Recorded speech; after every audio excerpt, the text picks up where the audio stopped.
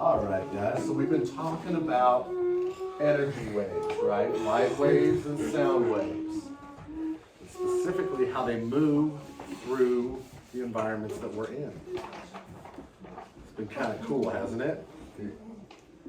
Well, this morning, we're going to talk about a really fun topic. I know Mr. Cash is excited about it too. How many people have ever heard of the electromagnetic spectrum? Have you ever heard of that, David? Yeah? It's pretty exciting. This is the spectrum of all different types of energy waves. Waves that travel just like light waves and sound waves.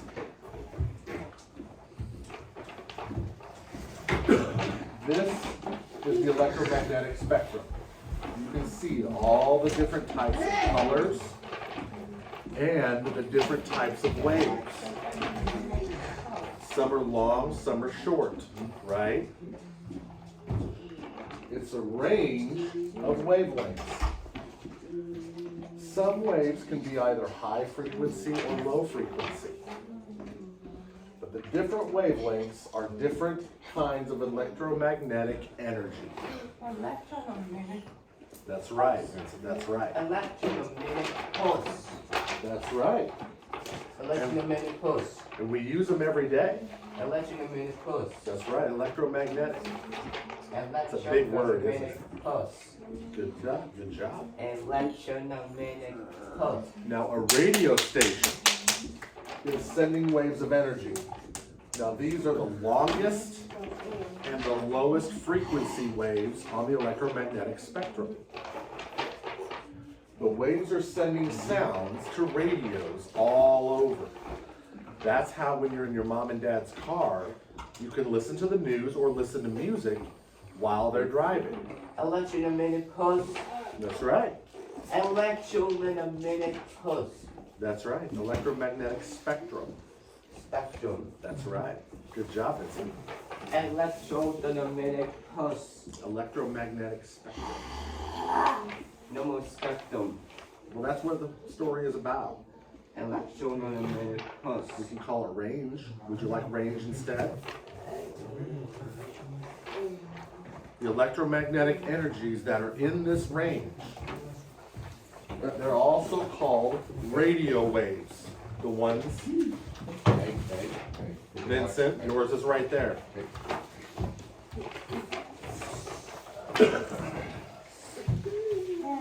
Now a microwave oven is also sending waves of energy. How many use the microwave oven?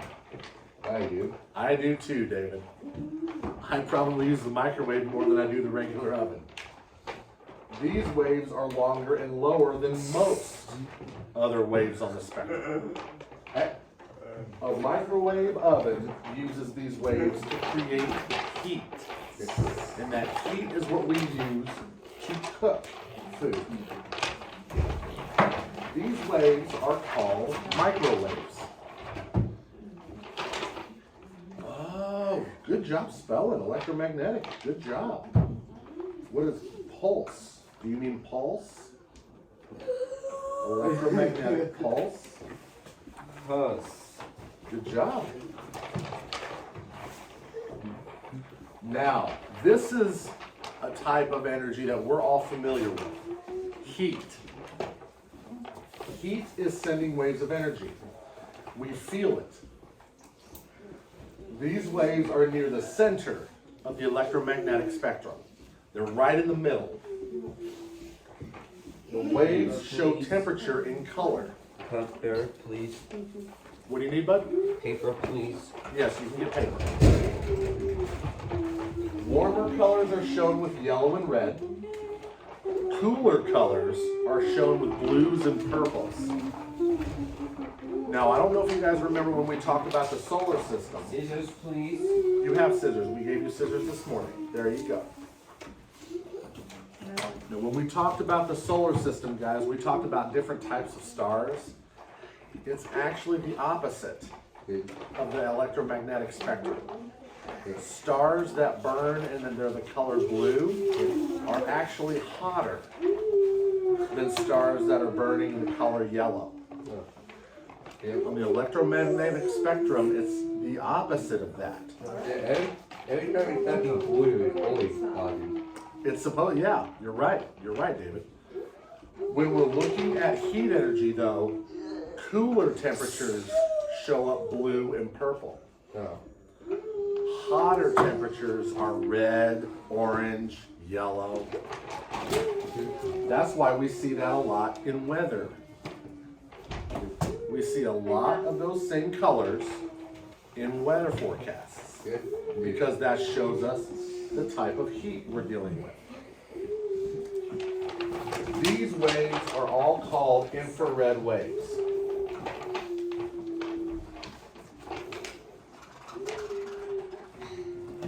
A light bulb also sends off energy. These waves are the smallest part of the electromagnetic spectrum. And these are waves that we can see with our eyes. Okay? We see light in this room, don't we? We can feel heat, but we can't necessarily see it. I said no. Sometimes Enough. we can see waves of heat in terms of like the wavy air sometimes. But for the most part, we just can't see the heat. But we can see light. Josh, nice hands and nice feet if you want plushies. Then nice hands and nice feet. No more games.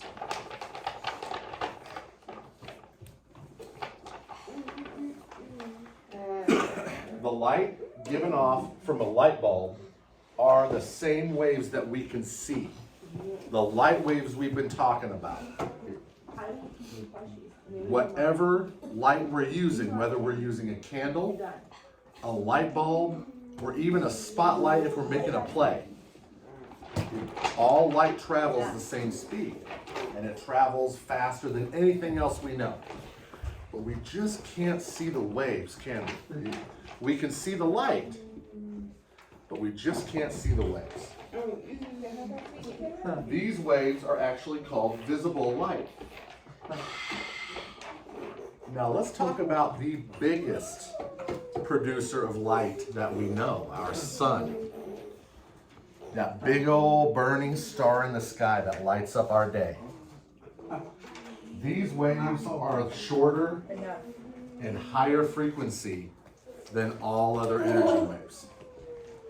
There's a lot of power to the sun, guys. The waves give Earth both heat and light. Now we need both of them for life, don't we, David? We need both heat and life. The heat from these waves can be felt on our skin, and the sunlight can be seen in the sky. We don't want to look straight at it, do we, guys? That could be dangerous. But these waves are called ultraviolet rays. Now, do you guys remember when we wrote those hidden messages on the sheets of paper and we used that ultraviolet flashlight to show that message? That's the same light wave that we get from the sun. That's how we found out about it. The sun taught us about ultraviolet waves. Now, I hope none of you have ever experienced this, but if you ever need medical help, if you ever need a doctor to help figure out if something is wrong, he might ask for an x-ray. Has anybody ever heard of an x-ray? Yeah. What does that do, David? Show you problems. That's right, it shows you problems. An x-ray machine is sending waves of energy. These waves are shorter and higher frequency than most waves, but they're not the shortest. The waves are used to see inside other objects. An x-ray machine can look inside my body. It can show me how my bones are looking to see if I broke a bone playing in the yard. It can see how my organs are functioning to see why I have a sore stomach. An x-ray machine can see inside other objects. the waves can allow us to see under skin and sometimes through solid objects. These waves are called X-rays. Seems simple enough. I always like that name. Now, we're getting into a really dangerous energy here. Nuclear. Yes, radioactive is what they call it. Radioactive waves of energy. When nuclear wave is hot, it could kill people. You're right. Sometimes it doesn't even have to be hot. We may not even feel it. Sometimes, actually, astronauts have shown it in space. When we leave the Earth's atmosphere, and believe it or not, we're protected by an electromagnetic force that surrounds our planet and protects us from the sun's most dangerous rays of light. Sometimes astronauts are exposed to radiation out in space because they no longer have that protection. That's why all of our shuttles and even the Apollo spacecrafts had an extra layer of tin just to protect them against those rays. Because you don't want to be exposed to them for very long. That could hurt you. Now the radioactive materials, these are waves that are the shortest and highest waves that we know of. The same rays that come from our sun, it's just very few of them, are what we call radioactive. These waves give off radiation, and they are the most powerful energy waves we know about. They're called, check this out, David, you're gonna like this word, gamma. Gamma rays. They're some of the most powerful and sometimes the most destructive waves of energy that we know of. Now this, as we talked about, is the electromagnetic spectrum, and it has all of those forms of energy in it.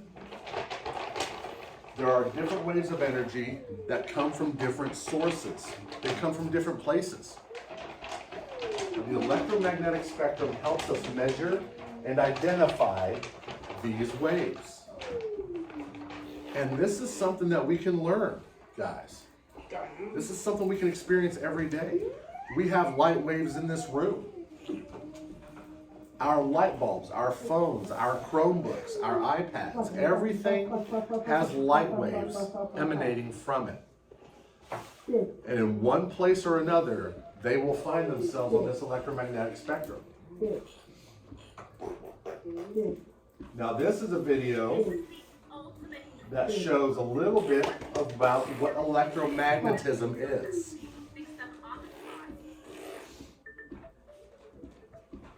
Smile and learn. Welcome back to Science Madness.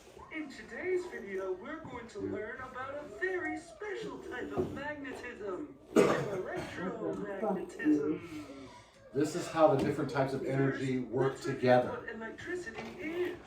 Electricity is a physical phenomenon that occurs when there is movement of electrical charges in objects. This is called an electrical current. These electrical charges can be positive or negative. Now that we have reviewed what electricity is, do you remember what magnetism is?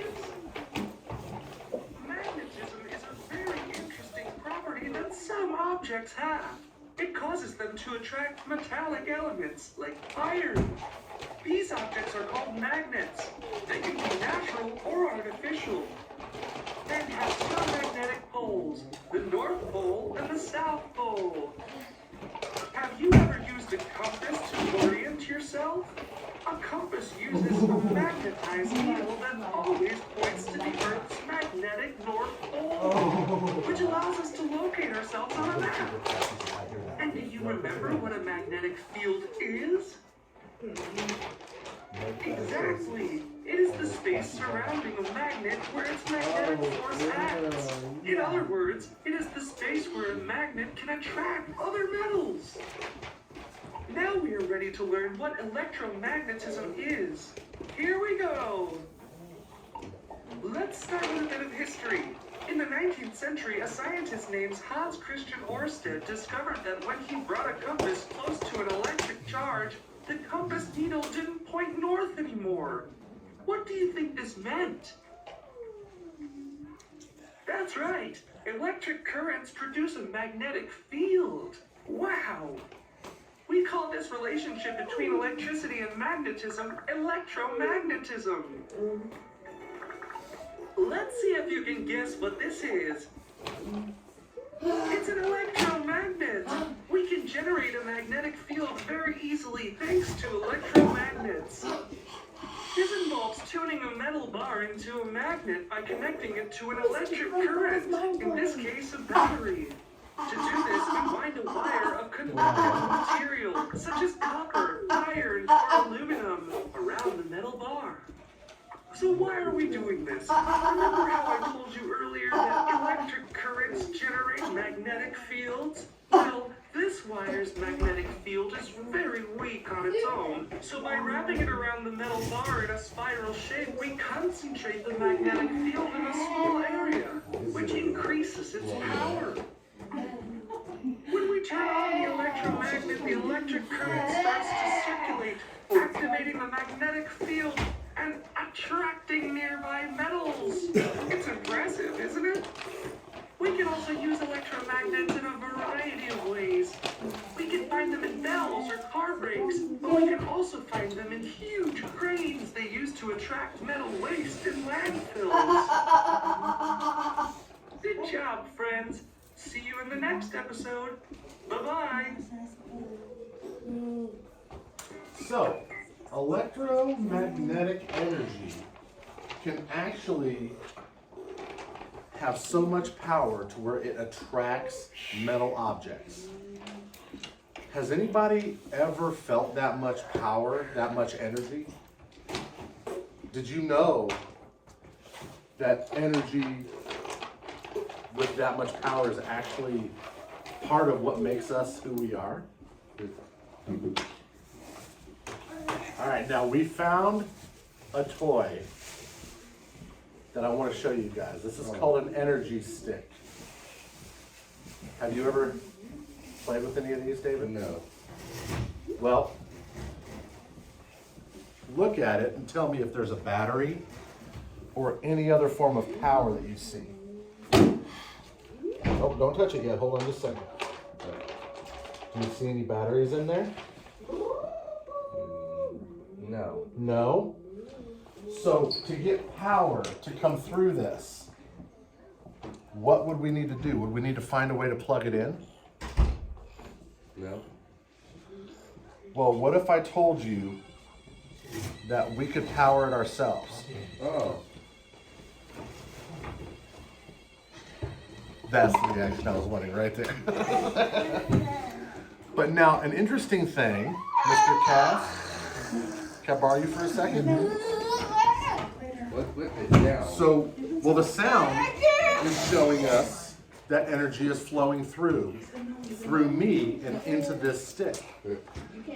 But if energy is passing through me, is it also passing through Mr. Cass?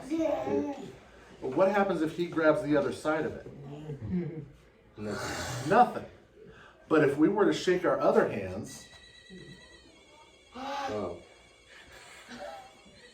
you want to try it, Quincy? Come here. Hold your hands out.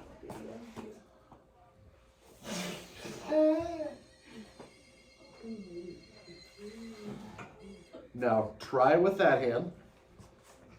Nope, this one right here.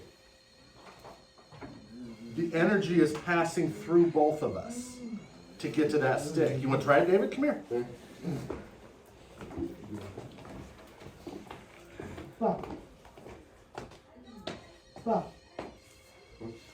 See the light and the sound. You are powering that. You are the battery that goes in there. Oh. But now if we both were to hold it, nothing happens. Yeah. But if we hold our other hands together, the energy passes all the way through us. Right? Yeah. This is electricity, guys. We can create it. We can make it. You want to try it, Vincent? Yeah. Hold out both hands. Here, put your pen in your pocket. There's one. Put your other hand out. Like this. Squeeze it around. You feel that? Now, you and I can do it together. Do you want to see? You don't care. Yeah. Does anybody else want to try it? Max, Drayden? Yeah.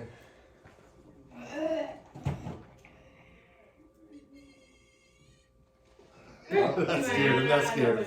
Yep. So what happened, do you think, here? How did we do that, Quincy? I know it's exciting, but how did we do that? Is it possible that the energy that we need is actually inside us? Yeah. The battery power that this stick needs to light up and make a sound is all inside Quincy right now. Yeah. That energy is coursing through him into this stick. Right? I got the power. Yeah, he's so pumped about it. But now, you can make this as long as it's what they call a continuous line, a straight line with no breaks. You can include as many people as you want to. All of us together can hold hands, and two people have a hand on each side of the stick. And as long as the line is not broken all the way around it, that power will go right into this stick. And that battery power, the energy that we create, goes right in here. That's the same thing we're talking about, guys, with light energy and sound energy. These are waves, these energy waves keep going. They go through us, they go through the materials around us. Sometimes we can also create, bless you. So what do you think about that, David? Is that pretty cool? All right, does anybody have any questions about energy, especially electrical energy? No. No? Does anybody want to play with this again? No. No? Yeah, Quincy does. Okay. I do. All right, you can play with it for 2 minutes. Okay?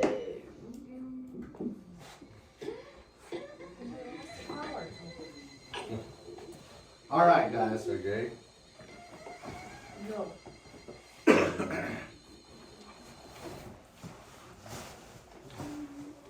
That's enough for right now. We're going to go ahead and take a break, and we're going to do some goal work and DLM assessments. And then we're going to go to calendar and lunch, okay? Okay.